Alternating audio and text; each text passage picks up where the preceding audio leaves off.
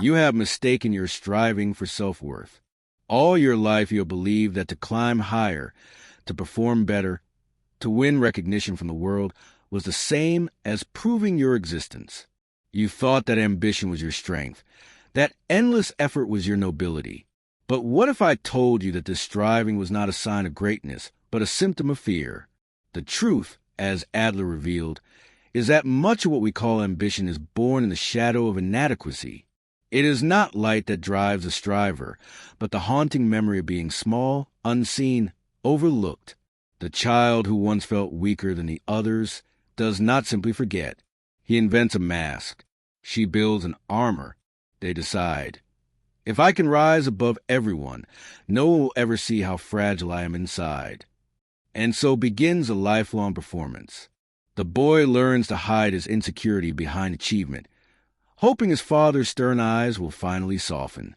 The girl learns to cover her shame with perfection, believing her mother will finally approve.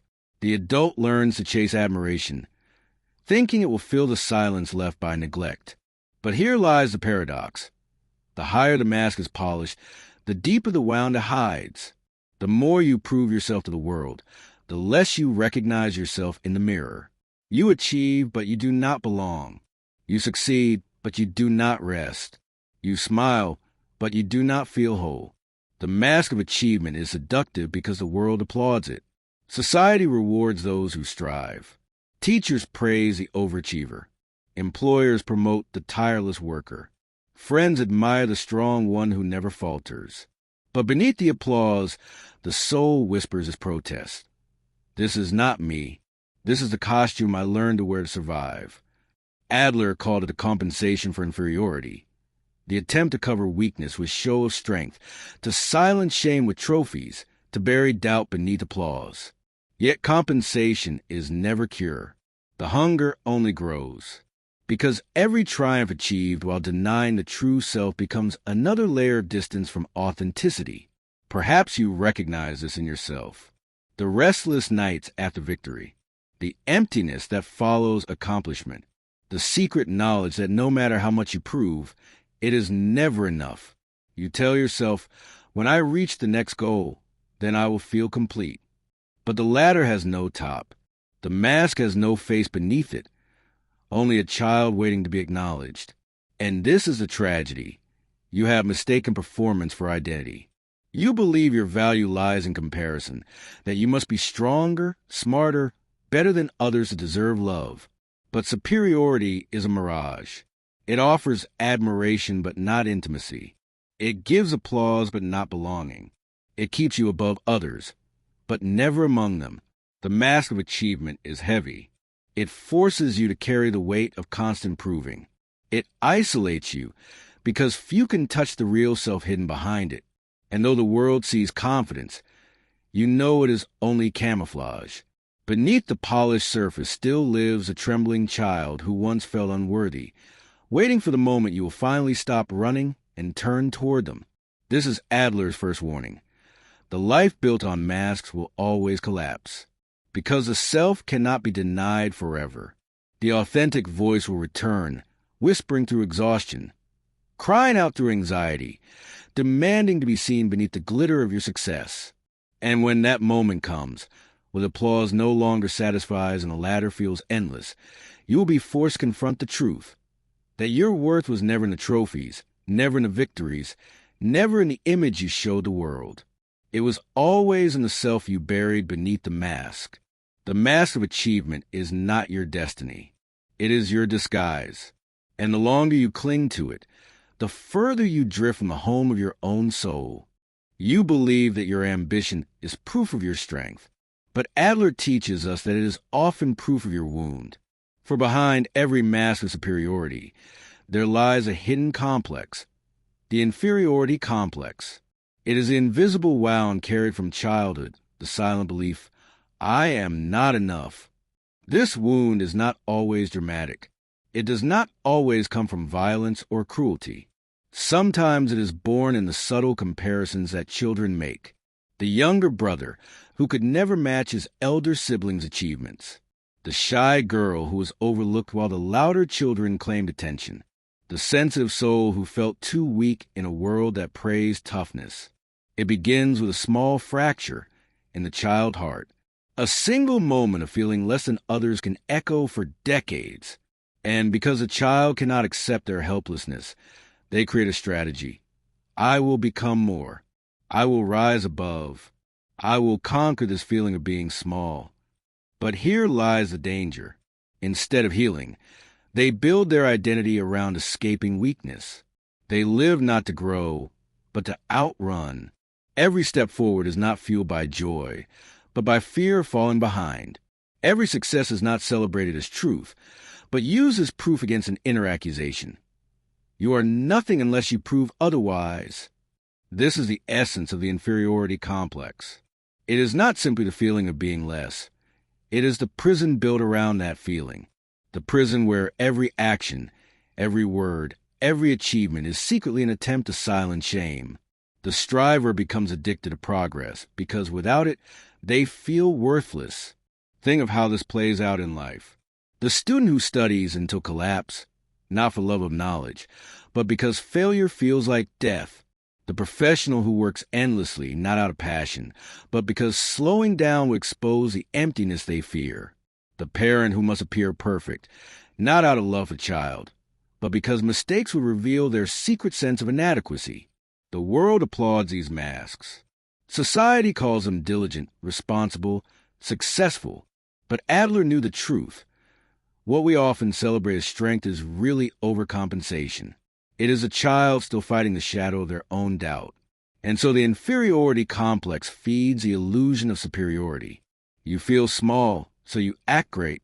You feel weak, so you act strong. You feel unseen, so you demand recognition. But the greater the mask, the greater the distance from the real self. And every time you silence that small, vulnerable voice inside, you strengthen the prison. But the psyche does not forget. The unconscious keeps sending signals. Anxiety before success, emptiness after achievement, shame that lingers even in moments of praise. These are not flaws. They are alarms. They are the whispers of the soul, saying, you cannot heal inferiority by denying it. You cannot become whole by pretending the wound is not there. And here lies Adler's second warning. The inferiority complex, if left unacknowledged, becomes your life's hidden master. It chooses your goals. It shapes your relationships. It defines your worth. And yet, it is built on a lie. The lie that you must earn the right to exist. To see through this lie is terrifying. Because without the mask of superiority, without the race to prove yourself, who are you? The thought of standing vulnerable, imperfect, human feels unbearable. But it is also the beginning of freedom. For only when you stop denying your feelings of smallness can you begin to grow authentically. Adler taught that inferiority itself is not the enemy. It is the seed of growth. To feel small is to feel the urge to expand. To feel weak is to long for strength. But when this natural striving is poisoned by shame, it becomes a prison instead of a path. The task is not to escape inferiority, but to embrace it as part of the human condition. For every human being is born dependent, fragile, incomplete. And it is from this very incompleteness that our greatest creativity, cooperation, and compassion arise. The tragedy is not that we feel inferior. The tragedy is that we believe we must deny it to be loved. The mask of superiority cannot protect you forever. The wound beneath it is calling to be seen. And until you turn toward that wounded child, until you stop running from your own vulnerability, every success will taste like ash. You've been told that success is the measure of a life, that to rise above others is proof of your value. And so you run, faster and faster, chasing the vision of superiority. But Adler warned, this superiority is an illusion. It does not free you. It traps you. Think of the endless race. The child who once felt small grows into the adult who must always be bigger, stronger, smarter. They build a life of comparison, always measuring themselves against the image of others. But in this race, there is no finish line. For every victory, there is another competitor. For every achievement, another standard to surpass. And so the striver is never at rest, because rest feels like defeat. The illusion of superiority promises fulfillment, but delivers isolation. You may stand above, but you no longer stand among. From the peak, you look down, but you do not belong.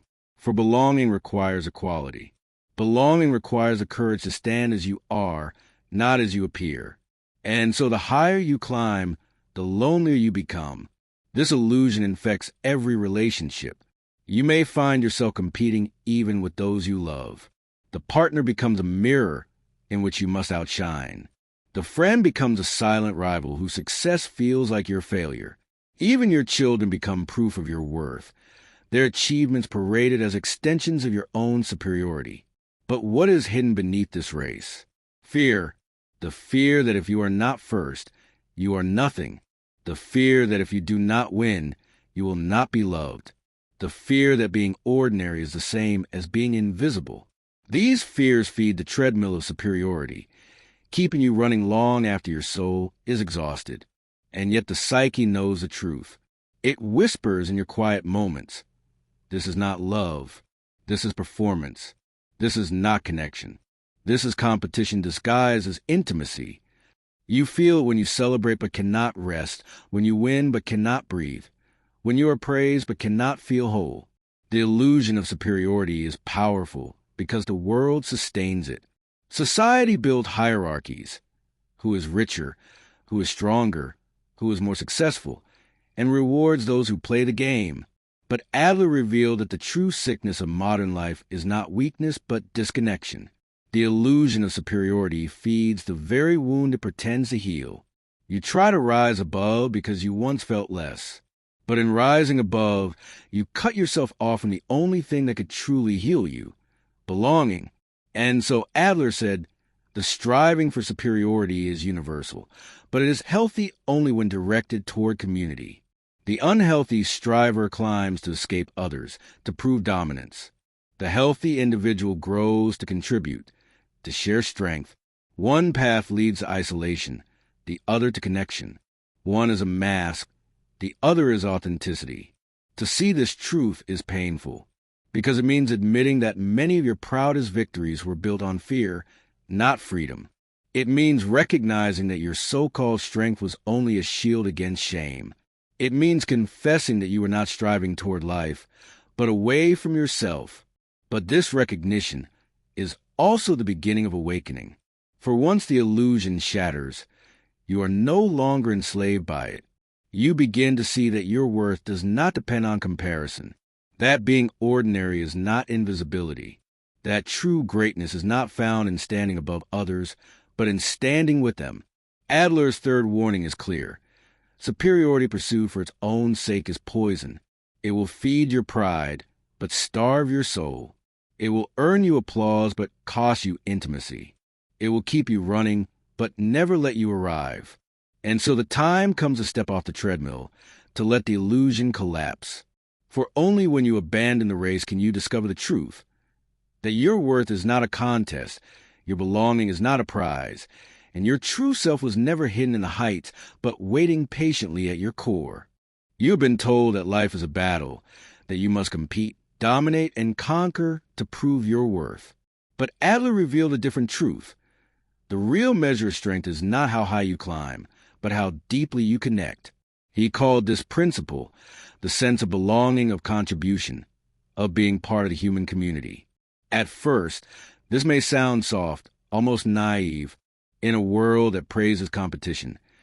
To speak of cooperation seems weak. But Adler saw with clarity, the person who stands only for themselves is never secure. The mask of superiority is fragile, for it depends on constant validation. But the one who lives for connection, who contributes to the life of others, discovers a strength that no comparison can shake. Think of it this way. When you chase superiority, every other person is your rival. Their success diminishes you. Their progress threatens you. But when you awaken to social interest, every other person becomes your ally. Their growth enriches you. Their joy strengthens you. You are no longer trapped in the endless race, because life is no longer about proving yourself. It is about being yourself among others. This is not a theory of weakness. It is a theory of courage. For it takes great courage to stand without masks, to admit your vulnerability, and still open your hand toward another. The child who hides in superiority says, I cannot risk being small, so I must appear great. The adult who awakens to social interest says, I may be small, but I am not alone. My life matters because it touches others. Adler insisted that mental health is measured not by trophies, but by belonging. A person who can cooperate, who can love, who can work not only for their own gain, but for the good community, that person is free, for they no longer need to prove their worth. Their value flows naturally through their contribution. But many resist this truth, because belonging requires authenticity. To connect, you must remove the mask. You must risk being seen as you are, not as perfect, not as superior, not as flawless, but as human. This is the great fear of the striver, that if they reveal their true self, they will be rejected. Yet Adler knew the paradox. Only when you reveal your true self can you ever belong. For the mask may earn applause, but it cannot earn intimacy. Consider the emptiness you have felt after success. The applause fades, the recognition dissolves, and you're left alone with your mask, still unseen, still untouched. Now imagine the opposite. Sitting in silence with someone who truly sees you, who needs no performance, who values not what you achieve, but who you are. This is social interest, not a theory, but a lived experience of connection. The danger of superiority is that it isolates. The gift of social interest is that it heals. For in belonging, the inferiority complex dissolves. You no longer need to prove you are enough. You are enough because you are part of the whole. Your value is not measured against others, but expressed through others. You give, you receive, you co-create meaning. Adler's fourth warning is this. Without social interest, your striving will always betray you. You will climb and conquer, but remain restless and alone. Only in community, in contribution, in authentic connection does the human spirit find peace. And so the call is clear. Stop denying your true self in the race for superiority, and begin to offer it in the dance of belonging. For when you stand as yourself, without mask, and allow your life to touch others, you discover the secret Adler tried to teach. The self is not fulfilled in isolation. The self becomes whole only in relation. There comes a moment when the mask begins to break. For years, perhaps decades, you have lived in an armor of superiority. Confident, competent, admired. You have worn the costume of achievement so long that you almost believed it was your skin. But masks are fragile things. They may shine in the light of applause, but they crack in the silence of the soul. At first, the cracks are subtle. A restlessness you cannot explain. A feeling of emptiness even when surrounded by praise. Victories that should taste sweet, but turn bitter the moment they are swallowed. You tell yourself it is exhaustion, that you simply need another goal, another challenge, another mountain to climb. But the mountain no longer calls you. It mocks you. For the truth is this. Success cannot heal what it was built to conceal. The inferiority you ran from was never erased, only hidden. And now the hidden self begins to surface, demanding to be seen. It is terrifying, for without the mask, who are you? Without achievement, do you even exist? Without superiority, will anyone love you? These questions echo through the soul, and in your fear, you try to hold the mask tighter. You work harder. You smile brighter. You speak more confidently. But the more you cling, the faster the mask crumbles. And then comes the rupture. Perhaps it arrives in a crisis, a failure, a betrayal, a loss that strips away your image. Perhaps it arrives in silence, waking in the night with a weight you cannot name, staring into the mirror and not recognizing the face you see. However it comes, it is unmistakable. The mask no longer protects you. It suffocates you. This is a sacred breaking point. For the first time, you feel the full weight of your self-denial. You realize that the life you built, though impressive, was built not for you, but for the child who longed for approval. You see that the achievements you celebrated were not acts of freedom, but strategies of survival. And you grieve, not for the trophies lost, but for the self-abandoned. Here, Adler's voice resounds. We must not seek superiority over others, but fulfillment through community, through authenticity. When the mask falls, the possibility of authenticity opens, but only if you have the courage to face the naked self beneath it. This is not an easy moment. The temptation is strong to build a new mask, to replace one costume with another, to shift from the mask of competence to the mask of spirituality, from the mask of strength to the mask of kindness. But every mask, however noble, is still a disguise. The task is not to polish a new image. It is to strip them all away, and this stripping hurts. For the mask has been your identity, your protection, your safety. Without it, you feel exposed, raw, unfinished. But this exposure is sacred. It is the first true contact between you and the world. It is the first breath taken without armor. It is the first glimpse of belonging not based on performance, but on presence. When the mask falls, two truths emerge. First, many people around you love not you, but your mask. They admire the image, not the soul. Their distance now reveals their dependence on your disguise. Second, a few will remain, those who see beyond the mask, who love not your performance but your presence. And it is with them that authentic life begins. Adler's fifth warning is this: if you refuse to let the mask fall, you will never meet yourself. You may win the world and lose your soul. You may be admired but never known. You may be envied but never loved. For the mask may dazzle, but only the authentic face can connect. And so the breaking of the mask, though painful, is liberation. It is the death of illusion and the birth of authenticity. It is the beginning of a new courage, the courage to say, I am enough, not because I am superior, but because I am real. When the mask shatters, something stirs beneath the fragments. It is not the triumphant conqueror you imagine becoming, nor the flawless adult you try to present to the world. It is a smaller figure, fragile yet radiant. The child you once were, waiting in silence all these years. For behind every mask of superiority lives a hidden child, a child who once felt too small, too weak, too unworthy, a child who was told, directly or indirectly, that their true self was not enough, that they must earn love through performance, approval, or perfection, that to be accepted, they must hide their flaws and exaggerate their strengths. You abandoned this child long ago. You told them, be quiet, I will protect you, and you built an empire of achievements around them, thinking you were shielding them from pain. But in silencing them, you silence yourself. For that child is not your weakness. They are your essence. And so when the mask breaks, their voice returns.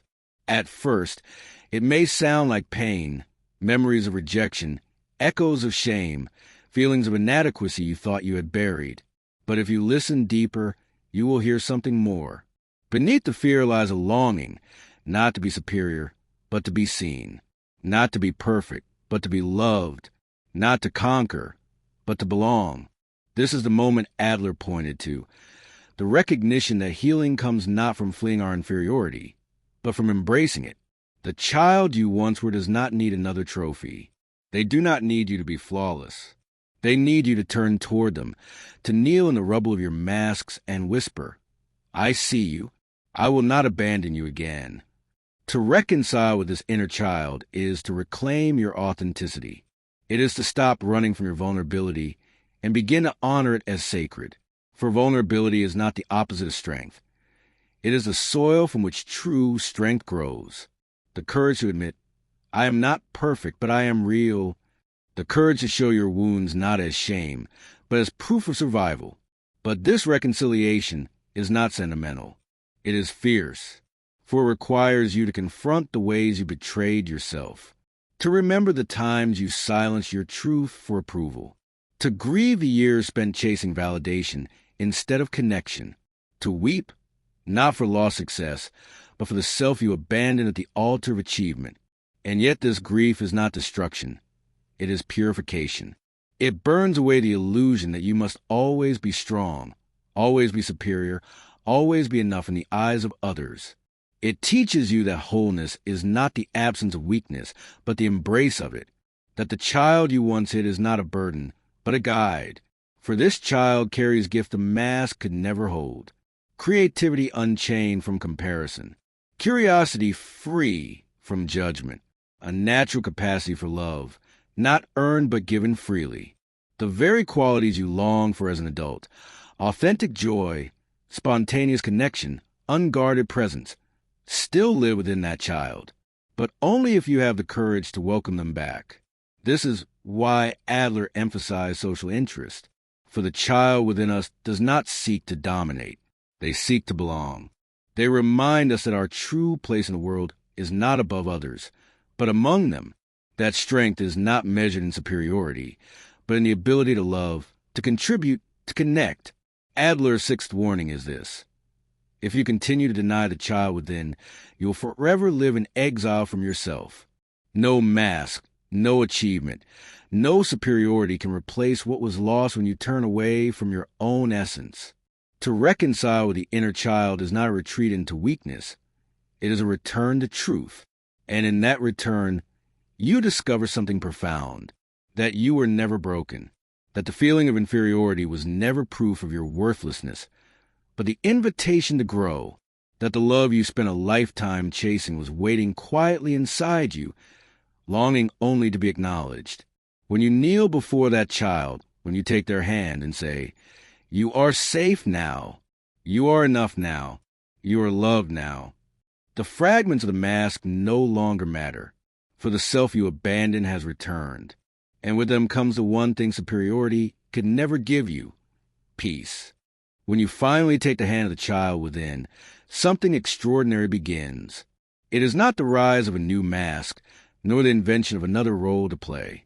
It is a slow, trembling, radiant rebirth of the true self, the part of you that existed before comparison, before shame, before the endless race for superiority. This rebirth is quiet. It does not arrive with fireworks or applause.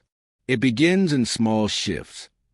The breath that feels deeper when you no longer pretend, the silence that no longer frightens you because it is filled with presence, the relationships that begin to feel real because you are no longer performing. For the first time, you can say without fear, "I am ordinary, and that is enough." These words, which once sounded like defeat, now sound like freedom. To be ordinary is not to be invisible. It is to belong to the great fabric of humanity, woven not by who stands above, but by who stands together. Adler taught that the healthiest life is not the pursuit of superiority, but the embrace of community. And community can only exist where masks have fallen. When you no longer need to prove yourself, you are free to give yourself. When you no longer live in the shadow of comparison, you can finally step into the light of connection. The reborn self does not seek perfection. It seeks participation. It does not ask, "Am I greater than you?" but "How can we grow together?"